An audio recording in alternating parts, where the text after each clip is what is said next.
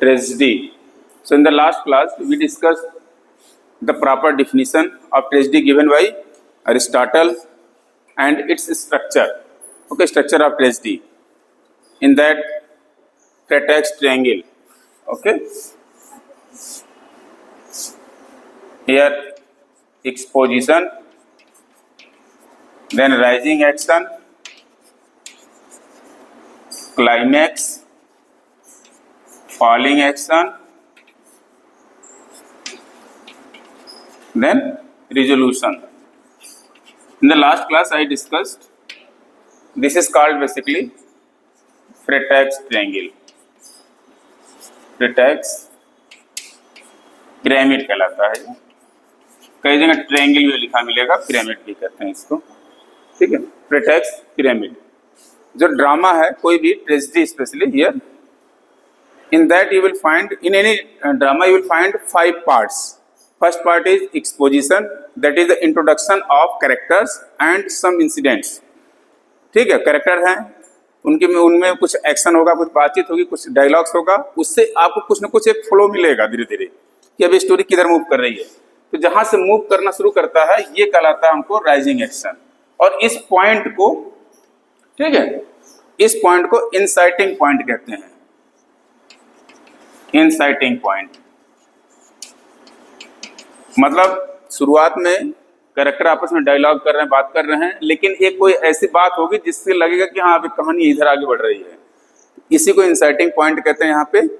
फिर वहां से आपको स्टोरी एक डायरेक्शन में मूव करना शुरू कर देगी और धीरे धीरे उसी में ही कहीं न कहीं पर एक कॉन्फ्लिक्ट टाइप आपको फील हो। कॉन्फ्लिक्ट का मतलब यहाँ पे लड़ने झगड़ने ज्यादा नहीं है, एक संघर्ष की भावना फील होगी। यानी कैरेक्टर है जो किसी मुद्दे को लेकर, किसी बात को लेकर के स्ट्रगल करेंगे। तो ये आपका पूरा आएगा यहाँ पे राइजिंग एक्शन। एक पॉइंट आएगा जिसको हम लोग क्लाइमेक्स कहते हैं, जहां से कि जो प्रोटैगोनिस्ट है वो वापस नहीं हो सकता है। मतलब कोई गलती कर गया, अब उस गलती का परिणाम भुगतना ही है उसको। अब ऐसे लगेगा अब कुछ नहीं कर पाएंगे हम, कितना भी प्रयास कर ले सुधार नहीं पाता है। ठीक, फिर वहां से क्या होगा, अगर कोई आपने गलती कर दी और गलती सुधर नहीं सकती तो फिर क्या होगा। अगर आप खुद सोचिए कि आपसे कोई गलती हो जाए, उस गलती को रिवर्स ना कर पाए, सुधार ना पाए, तो क्या होगा, कॉन्सिक्वेंसेस झेलना पड़ेगा। यानी आपका डाउनफॉल होगा, सीधी सीधी बात कहा जाए तो आपका लॉस होगा। तो ये चीज को हम यहाँ पे क्या कहते हैं, जो डाउनफॉल स्टार्ट हो जाता है, फॉलिंग एक्शन। ठीक, फाइनल में कंक्लूजन होगा, जो आपका कंक्लूजन या रिजोल्यूशन कहते हैं। ठीक, इसी रिजोल्यूशन को जस्ट एक डिस्टिंक्शन के लिए अलग अलग कहते हैं। अगर ट्रेजेडी है, ओके, तो ट्रेजेडी में हम इसी कंक्लूजन को क्या कहते हैं, डेनुमा। इसको डेनुमा पढ़ते हैं, ध्यान से देखिएगा। ठीक है, स्पेलिंग थोड़ा अलग है, DENOUEMENT, डेनुमा। ये ट्रेजेडी में, यानी जो कंक्लूजन है, इसी का प्रॉपर नेम अगर ट्रेजेडी है तो डेनुमा रहेगा, अगर कॉमेडी है तो कैटास्ट्रॉफी कहते हैं।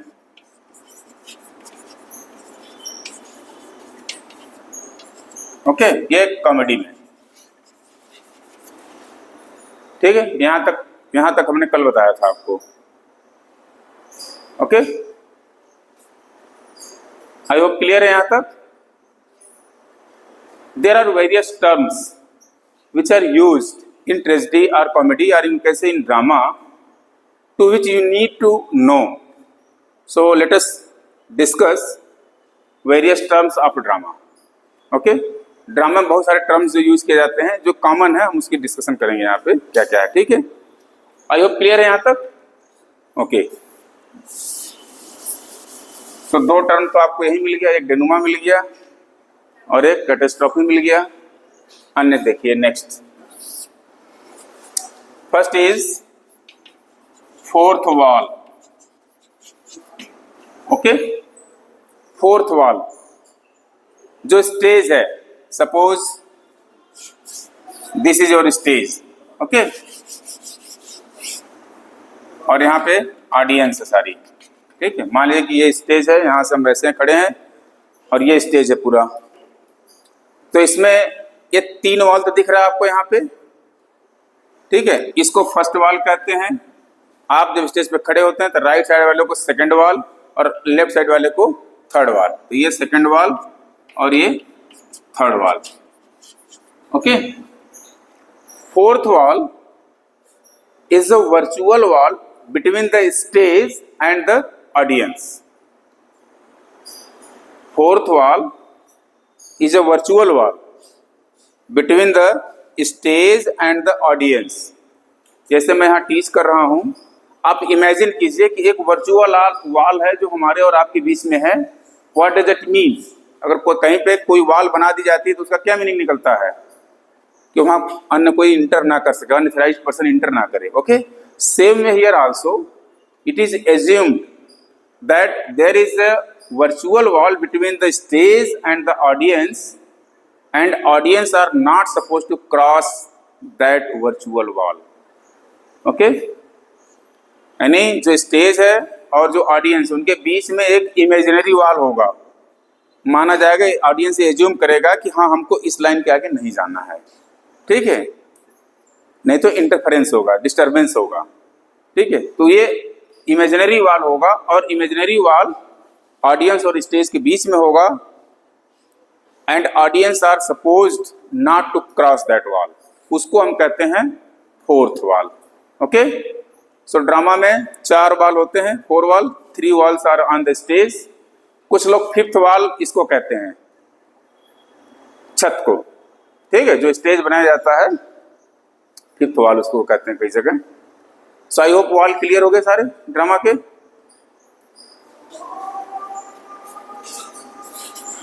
एक और आता है इसमें,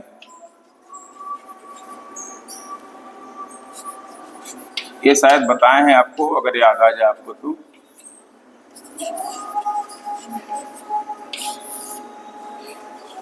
ये सुना है वर्ड स्ट्रॉफी, STROPHE, एंटीस्ट्रॉफी एंड इपॉड, पढ़ा है, पिछले साल पढ़ाया था, ठीक है। याद है किसी को? नहीं, चलो कोई बात नहीं। जब कोई ओड कोरस में गाया जाता है स्टेज पे, ठीक है, मान लीजिए स्टेज है, कोरस गा रहे हैं, तो कुछ स्टेंजाज को कोरस राइट से लेफ्ट की तरफ जाता है गाते हुए, ठीक है। आप देखेंगे बहुत सारे डांस फॉर्म में गाते हुए लोग राइट से लेफ्ट और लेफ्ट से राइट जाते हैं, और कुछ में थोड़ा आगे बढ़ के गाते हैं स्टेज की तरफ सट करके, ठीक है। तो जब आप लेफ्ट से राइट की तरफ जाएंगे तो उसको स्ट्रॉफी कहते हैं, और एंटी स्ट्रॉफी होता है जब राइट से लेफ्ट की तरफ जा रहे हैं इधर, और इपार्ट होगा जब सेंटर में जाएंगे, ठीक है। जैसे गाते हुए मान लो स्टेज काफी चौड़ा वहां तक है, अब इस लाइन में ऐसे गा रहे हैं, इधर इधर ऐसे ऐसे, फिर बीच में इस तरह से जा रहे हैं, कोरस आगे की तरफ बढ़ रहे हैं, तो जब आगे की तरफ बढ़ेंगे तो उसको हम क्या कहेंगे? इपार्ट। आई होप क्लियर हो गया टर्म। ये जनरली ओड में यूज किया जाता है, ओड कोरस में गाया जाता है तो इसी में रहता है, ठीक है। स्ट्रॉफी एंड एंटी स्ट्रॉफी, ठीक है। ये राइट टू लेफ्ट और लेफ्ट टू राइट है, ठीक। Then next term is protagonist. ये चीज पता ही है आपको।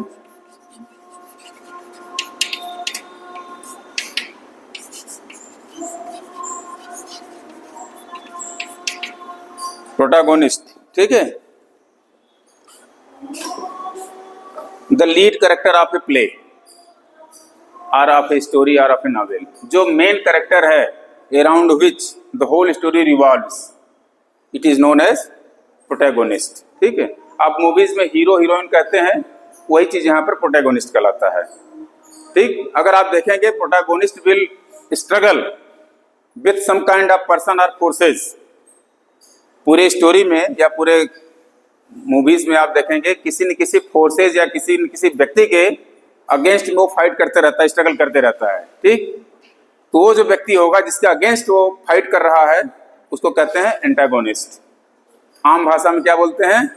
विलेन, गुड, ठीक है। मूवीज की भाषा में विलेन बोलते हैं, तो वही विलेन यहाँ पे एंटागोनिस्ट है, ठीक है। आई होप 2 टर्म क्लियर हो गया। Next term is aside and सलीलकी।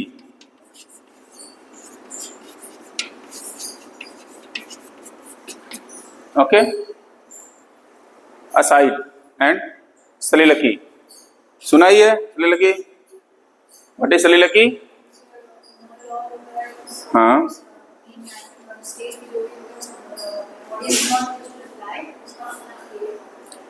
Yes, सलिलकी and aside, ठीक है, दोनों मोनोलॉग है। ठीक, कोई एक व्यक्ति बोलेगा, बट इन असाइड, ध्यान दीजिएगा, aside it is also a dialogue spoken by a character on the stage, but other characters are also available on the stage, only audience are suppose to hear that one. Hindi में समझिए, stage है, stage पे और सारे character हैं, अपना जो inner thoughts है, कोई एक कैरेक्टर बोलेगा किसी किनारे आकर के, जनरली ऐसा होता है साइड में, ठीक है, एक साइड में आकर के स्टेज के किनारे आकर के बोलेगा।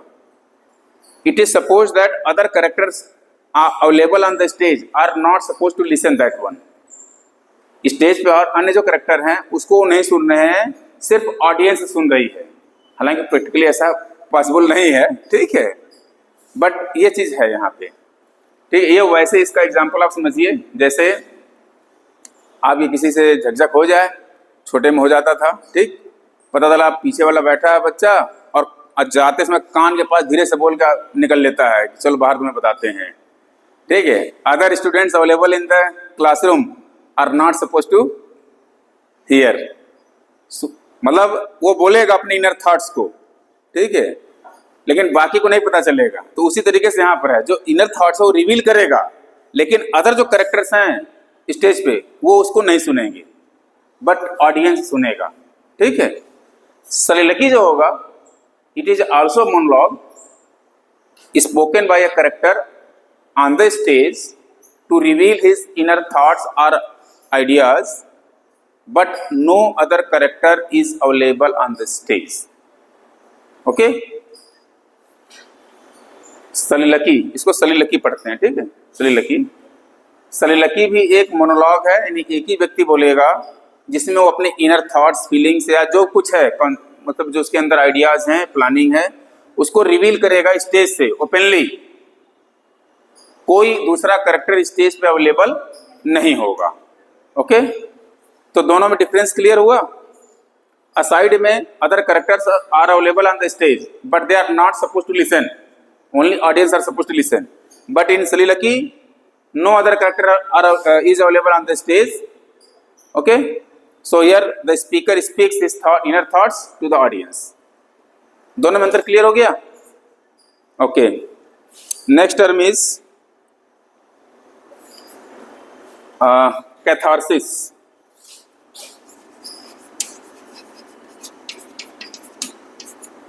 कैथारसिस का हिंदी आप समझ लीजिए शुद्धिकरण, एक तरह से हृदय परिवर्तन या हृदय शुद्धिकरण, ठीक है। In tragedy you will find that the audience are feeling a kind of pity and fear. जब कोई ट्रेजेडी देखेंगे आप सीरियसली, तो आपके अंदर, ऑडियंस के अंदर एक फियर और पीटी की फीलिंग आ जाएगी। उस पीटी या फीलिंग, फियर के फीलिंग को रिलीज करना ही कहलाता है कैथारसिस। इसी को परजेशन भी कहते हैं, ठीक है। परजेशन और परगेशन दोनों पढ़ते हैं, कोई दिक्कत नहीं है, ठीक है। Purgation means release of emotions और clearing of pity and fear from the heart. Okay,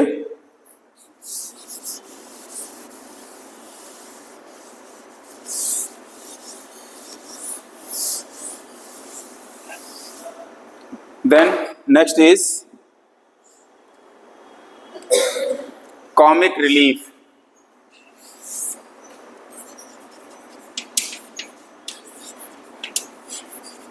Okay, comic relief.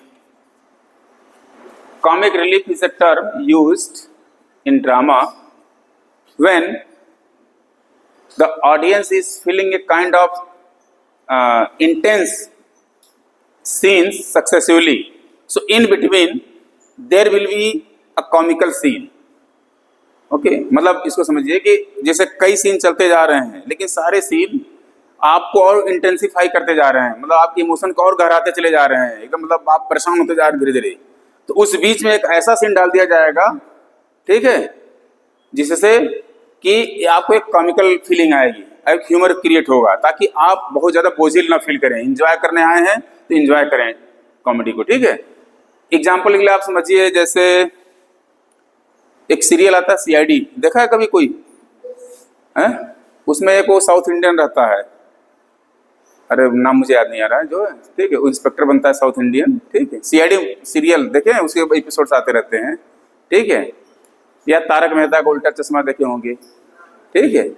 तो वो क्या लगता है, वो लल्लू है सब उसमें जो बोलते हैं, नहीं वो बीच में इस तरह से बोला जाता है ताकि ऑडियंस उनके साथ कनेक्ट रहे, क्योंकि ऑडियंस उस चीज को देख ही रहा है, उस सीरियल को एंजॉय करने के लिए, ठीक है। तो इस तरह से कॉमिक कैरेक्टर डाले जाते हैं, तो वो बीच में बोलेगा, कुछ ना कुछ डायलॉग बोल देगा, लोग हंसेंगे उससे। तो इसी चीज को कॉमिक रिलीफ कहते हैं।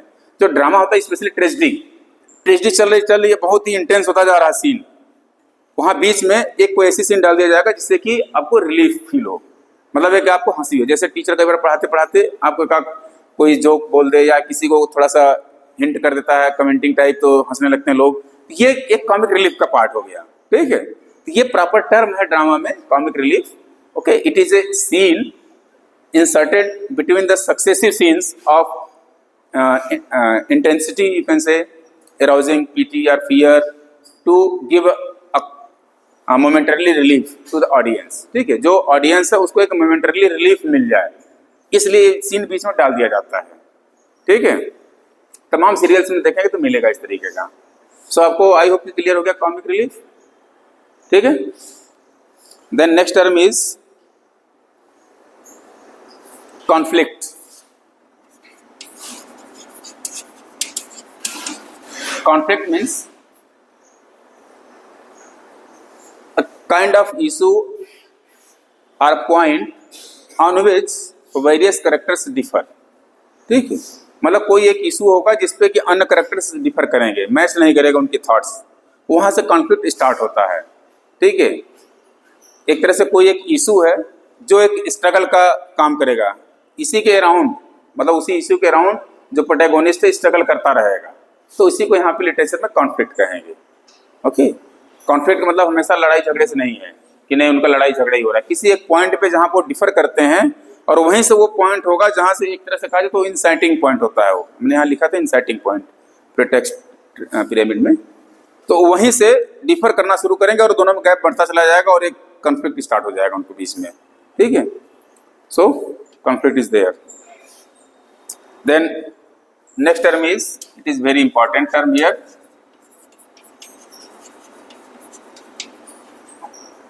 deus ex machina, ठीक है। मैकिया वैसे पढ़ते हैं इसको, deus ex machina, ठीक है। मैं आपको जस्ट याद करने के लिए पढ़ दिया, deus ex machina। ये एक टर्म है जिसकी मीनिंग होती है गॉड फ्रॉम द मशीन,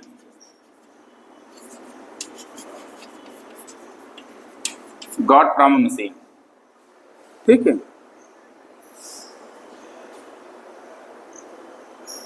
बहुत बार आप लोग कोई मूवीज देखे होंगे कुछ, या सीरियल्स या कुछ ऐसी घटनाएं, पता चला कि हीरो को बहुत परेशान करके गुंडे जो है पता चला हीरोइन को उठा के लेकर भाग रहे हैं, और अचानक उनकी गाड़ी पंचर हो जाए और पकड़े जाएं, ठीक। तो जो गाड़ी पंचर होना होता है, ठीक, वो एक संजोग होता है वहां पे, और आपको बड़ा रिलीफ फील होता है। तो जो ऐसे मोमेंट्स जहां पे किसी इशू को सॉल्व करने के लिए गॉड की हेल्प या संजोग की हेल्प लिया जाए, ठीक है, जिसको यहाँ की भाषा में सुपर नेचुरल एलिमेंट्स की बात करेंगे हम, ठीक है, सुपर नेचुरल पावर्स की बात करेंगे, उसके सहारा से अगर वो चीज सॉल्व हो जा रही है, ठीक है, तब इस सिचुएशन को कहेंगे ड्यूस एक्स मैकिया, ठीक है। समझ में आई? फिर से बात समझा दे रहे हैं। ड्यूस एक्स मैकिया is use of super natural elements और super natural powers to resolve a conflict in the play. सही डिफिनेशन यही है, लेकिन आपको समझाने के लिए आप ऐसे समझिए, ठीक है, कि कोई ऐसी सिचुएशन है, लग रहा है कि अब तो कुछ हो ही नहीं सकता है, ठीक है, लेकिन अचानक से संजोग से कोई आ जाए, ठीक, तो उस केस को हम यहाँ पे ड्यूस एक्स मैकिया कहेंगे, ठीक, यानी God from the machine. Machine का मतलब थोड़ी नहीं कोई औजार निकाल के रहेगा, मतलब एक इस पूरे स्ट्रक्चर को, एक सीन या कोई ऐसी घटना को हम मशीन के रूप में देखते हैं, और ये मान लेते हैं कि ईश्वर ने भेजा है या ईश्वर ने कर दिया। तो सुपर नेचुरल एलिमेंट्स का यूज करके हम जब कोई चीज को सॉल्व करते हैं तो उसको हम ये चीज करते हैं, ड्यूस एक्स में किया। Are you clear? God from the machine, ठीक है, ये इसका मीनिंग है। The next term is okay, dialogue आप जानते ही हैं, conversation between the characters. Okay, then dramatic monologue, ये तो यहाँ टर्म जरूरत नहीं है बट इसी से जुड़ा हुआ लिख लीजिए। What is dramatic monologue? Dramatic monologue is the kind of poem which is to be read not to be perform. Okay, dramatic monologue एक पोएम होती है जो कि पढ़ने के लिए होता है, उसको परफॉर्म करने के लिए नहीं है। नाम भले ड्रामेटिक लिखा है बट ये ड्रामा से कोई लेना देना नहीं है इसका। ड्रामा से सिर्फ इतना लेना देना है कि उसको उस पर ड्रामा नहीं बनेगा, ठीक है। So dramatic monologue is a poem in which a single speaker is there. Dramatic monologue में एक सिंगल स्पीकर होगा, that speaker may be the writer और समबडी एल्स, ठीक है, कोई एक सिंगल स्पीकर होगा और आपको ऐसे लगेगा जैसे कन्वर्सेशन हमसे कर रहा है। आपने कोई पोएम पढ़ी है ड्रामेटिक मोनोलॉग की? हाँ, last my last duchess, yes, ठीक है, माई लास्ट डचेस, ठीक है। तो वो वहां का स्पीकर कौन है? Duke of Ferrara. Okay, Duke of Ferrara, ठीक है, गुड, चलिए इतना याद है, बहुत अच्छी बात। So dramatic monologue is a kind of poem, इसका ड्रामा से कोई लेना देना नहीं है, ठीक है। It is to be read, it is meant to be read not to be perform, मतलब ये पढ़ने के लिए बना है, परफॉर्म करने के लिए नहीं बना है, ठीक है। सो ड्रामेटिक मोनोलॉग में कंफ्यूजन नहीं होना है। जो सिर्फ मोनोलॉग होगा वो कोई एक कैरेक्टर होगा जो अपना बोलेगा, सिंगल डायलॉग, मतलब ये dialogue spoken by single person, उसको मोनोलॉग कहेंगे। Then next is dramatic persona.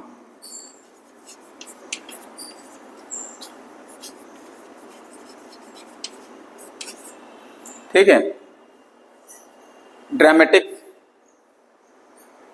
persona means persons acting in the play or characters of the play, ठीक है, persons acting in the play or persons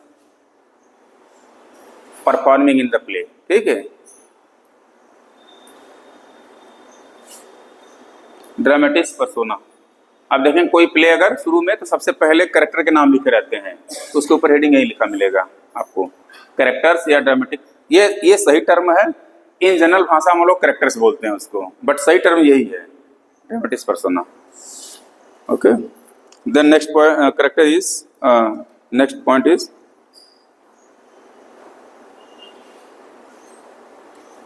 foil character.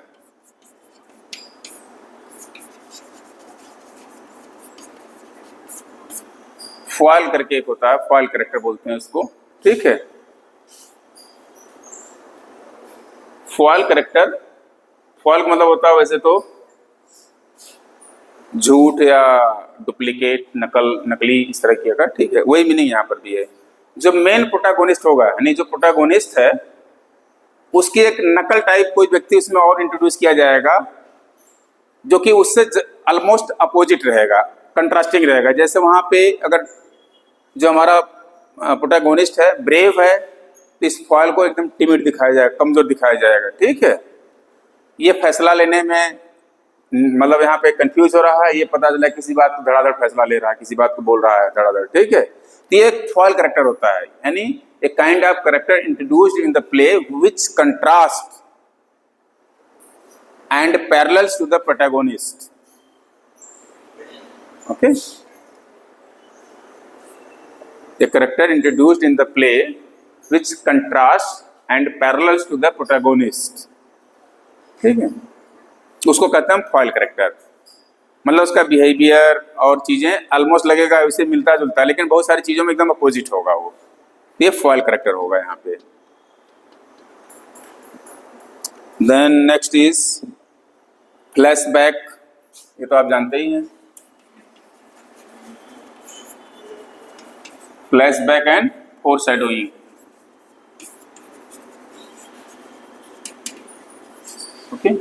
flashback when a scene describes about the past events। ठीक है, अभी जैसे हम लोग बात कर रहे हैं और अचानक हम लोग चले जाएं सेकंड ईयर की बात करने लगे, यानी सेकंड टर्म की बात करने लगे और उसके बारे में चर्चा करने लगे, तो हम लोग सारे लोग कहाँ चले गए, पास्ट में। तो इस चीज को हम फ्लैशबैक कहते हैं। और जब हम फ्यूचर की बात करने लगते हैं, फोर शेडोइंग की, मान लीजिए कि आपको टीचर हमेशा दिखाते रहता है एक डर, फेल होने का डर, वो क्या है, फोर शेडोइंग है।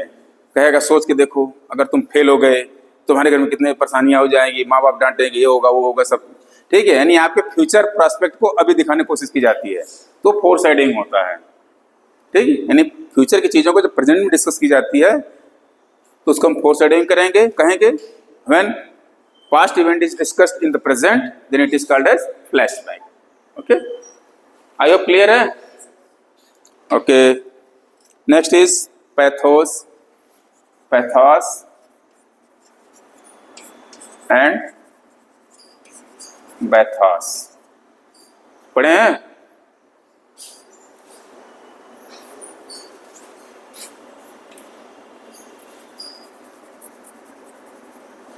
Pathos means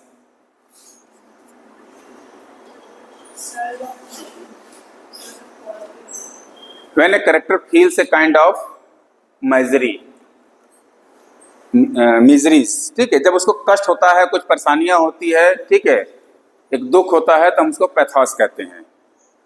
पैथोस मीन्स कष्ट, ठीक है, दुख। सो यहाँ पे प्रोटैगोनिस्ट स्ट्रगल करता रहेगा, so a kind of pathos is there. ठीक है, and pathos is a sudden change in emotion.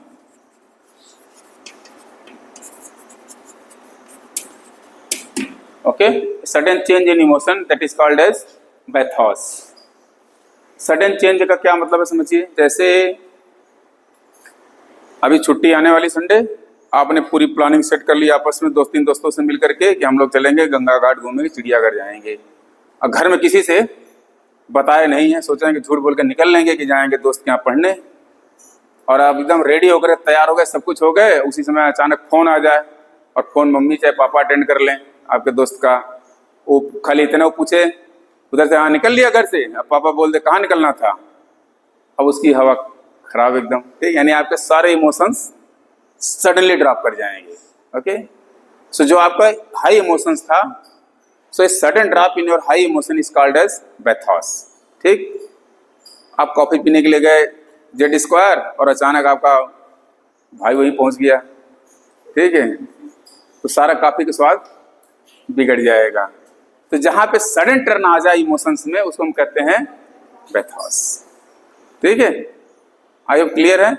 तो बहुत सारे मोमेंट्स होंगे ड्रामा में जहां बड़ा एक्साइटिंग सीन चल रहा हो, अचानक ऐसा होगा कि पूरा एकदम एक झटके में खत्म। तो इस सीन को हम ऐसी चीजों को कहते हैं पैथोस। I hope clear. ये पढ़ाया था जी, पिछले साल भी था। ठीक है, next is props.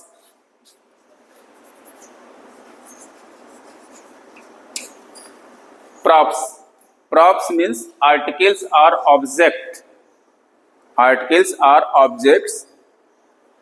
kept on the stage during the play। Articles or objects kept on the stage during the play। यानी जब प्ले चल रहा है तो कोई आर्टिकल या कोई ऑब्जेक्ट उस पर परमानेंट पड़ा है ऐसे ही। ठीक है, वो कुछ इंडिकेट करता रहता है, मतलब इंडिकेट मतलब वो किसी चीज का सिंबल है, कोई मीनिंग रख रहा है वो। ठीक है, तो उसको हम कहते हैं प्रॉप्स। ठीक है, जैसे एक हेनरिक इब्सन एक राइटर है, हेनरिक इब्सन, उनकी एक प्ले है अ डॉल्स हाउस। ठीक है, अ डॉल्स हाउस। अब एक डॉल का फोटो, मतलब वो एक डॉल वहां पे स्टेज पे परमानेंट पड़ा रहता है, तो उसको क्या कहेंगे यहाँ पे, प्रॉप्स। ठीक है, आई होप क्लियर है यहाँ तक। अब मुझे मिटाना पड़ेगा, कुछ लग रहा है।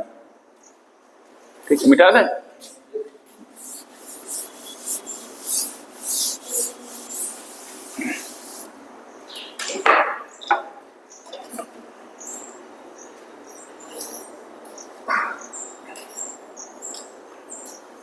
तीन टर्म बहुत इंपॉर्टेंट है, आपको उसको रट लीजिए।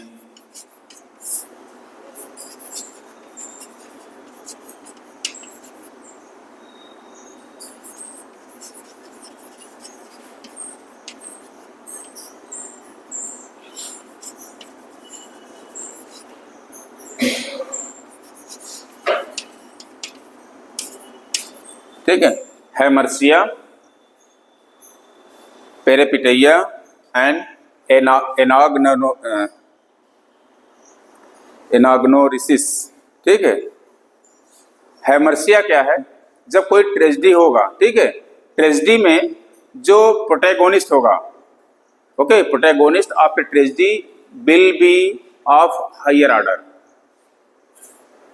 whose fate can change the fate of the state or kingdom। मतलब जो एज पर अरिस्टोटल जो प्रोटैगोनिस्ट है वो हाईएस्ट ऑर्डर का होना चाहिए, जैसे army general, Prince, princess, king, queen, like that. Okay, whose fate can change the fate of the state, मतलब अगर वो एक गलती कर दें पूरे राज्य की बर्बादी आ जाए। ठीक है, तो और कौन कोई गलती करेगा तभी ट्रेजेडी होगी। ठीक है, तो जो गलती है, जो उसके अंदर बुराई है, उसी बुराई को या कमी को हम यहाँ पे ट्रेजिक फ्लॉ कहते हैं। हैमर्सिया मतलब है फ्लॉ, तो यहाँ पे ट्रेजिक फ्लॉ, फ्लॉ मीन्स कमी। ठीक है, यानी कोई एक कमी होगी, वो कोई भी टाइप की कमी हो सकती है, और ये ह्यूमन बीइंग के अंदर होना ही होना है। ठीक है, वो चाहे किंग हो, क्वीन हो, कोई भी हो, कहीं पे भी कोई न कोई फ्लॉ होता ही है, और वो फ्लॉ इनमें के लिए एक टूल के रूप में काम करता है। जैसे किसी को पैसे का लालच है, किसी को पद का लालच है, किसी को पावर का लालच है, किसी को ब्यूटी का लालच है, किसी को किसी भी तरीके का एक पावर का लालच है, मतलब कोई न कोई चीज उसको होता है, और वही एक जो फ्लॉ है उसकी बर्बादी का कारण बनता है। ठीक है, तो इसी जैसे ग्रीड है वो भी है। तो बहुत सारे आपको रहेगा, तो इसी चीज को कहते हैं हैमर्सिया। ठीक है, ट्रेजिक फ्लॉ, एरोगेंस है, एरोगेंस। ठीक है, मतलब जो क्या बोलते हैं उसको हिंदी में, घमंड टाइप, जो अहंकार, वो भी एक ट्रेजिक फ्लॉ है, और जिसके अंदर आया धीरे धीरे बर्बादी। हम लोग का जो किताब पढ़ाया जाता है इंडियन एपिक, महाभारत या रामायण, उसमें रावण को अहंकारी बताया जाता है। ठीक है, इधर दुर्योधन को अहंकारी बताया जाता है, मतलब उनका एरोगेंस था, और वही एरोगेंस ले डूबा पूरा साम्राज्य। ठीक है, तो मान लो एक पर्टिकुलर टॉपिक पर एक ये मिलता है, लेकिन बहुत सारे आपको ट्रेजिक फ्लॉ होंगे। ठीक है, तो जो ट्रेजिक फ्लॉ है उसी को हम टेक्निकली कहते हैं हैमर्सिया। ओके, ये होगा कहाँ पे? जब आप ये जैसे आपने बनाया था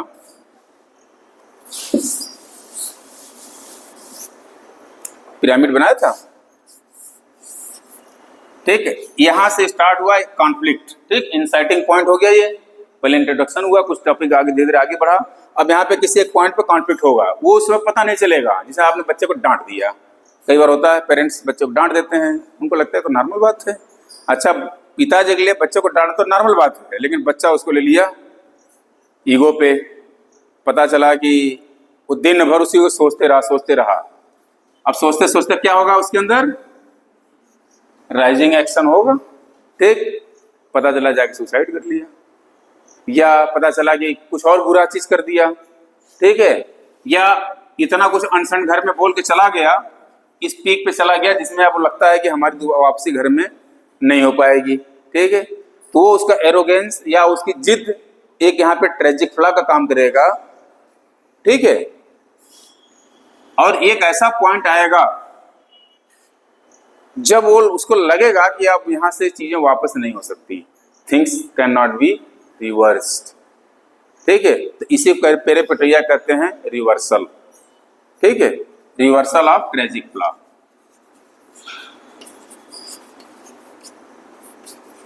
यानी जो कमी थी, जिस कमी से बर्बादी स्टार्ट हो गई और बढ़ता जा रहा है,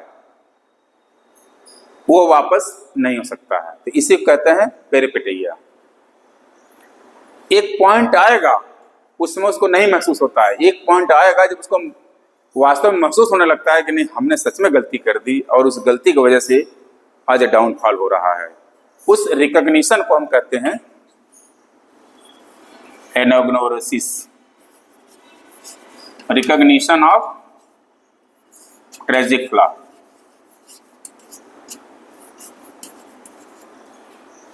इसको ऐसे समझिए, किसी सब्जेक्ट में आपका नंबर कम आए, ठीक, आपको घर वाले बहुत कहते रहे पढ़ो पढ़ो, लेकिन आपको नींद आते रहता था।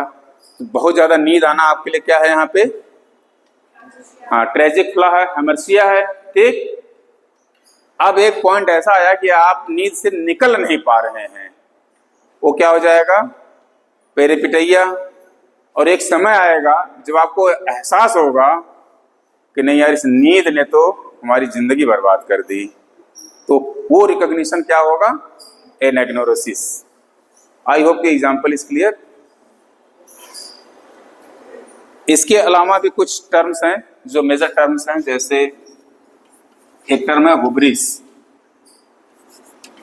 ठीक है, एक्सेसिव प्राइड,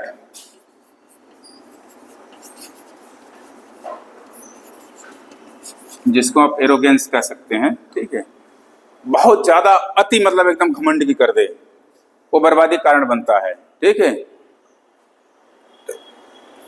तो इसको हुब्रिस कहते हैं, हुब्रिस, ठीक है। हुब्रिस मतलब है एक्सेसिव प्राइड, ठीक है। ये भी ट्रेजिक फ्लॉ है, बहुत सारे ट्रेजिक फ्लॉ हैं। ग्रीड है, कई बार तो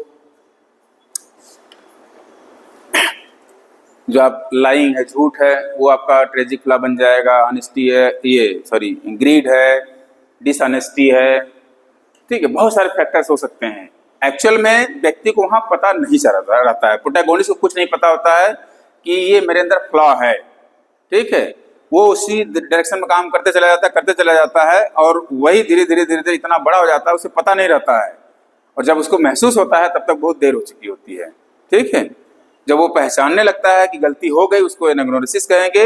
और एक लगता है कि नहीं अब यहाँ से रिटर्न नहीं हो सकता है, जिससे भी इस पॉइंट पर आ गए, अब बर्बादी कगार पर आ गए, अब कुछ नहीं कर सकते, पहचान भी गए तब भी, ठीक है। तो आपका पेरिपेटैया यहाँ पर हो जाएगा और एनाग्नोसिस इस पॉइंट पर कहीं आएगा, जहां आपको वास्तव में रियलाइज होगा। अभी तक तो इससे पहले लोग कहना चाहते थे या कह रहे थे कि नहीं आपको ऐसा नहीं करना चाहिए, लेकिन वो नहीं मानता है, ठीक है। ये वो पॉइंट है एनाग्नोसिस, जहां पे उसको खुद रियलाइज होता है कि हाँ हमसे गलती हो गई, ठीक है। इसी को एनाग्नोसिस कहते हैं।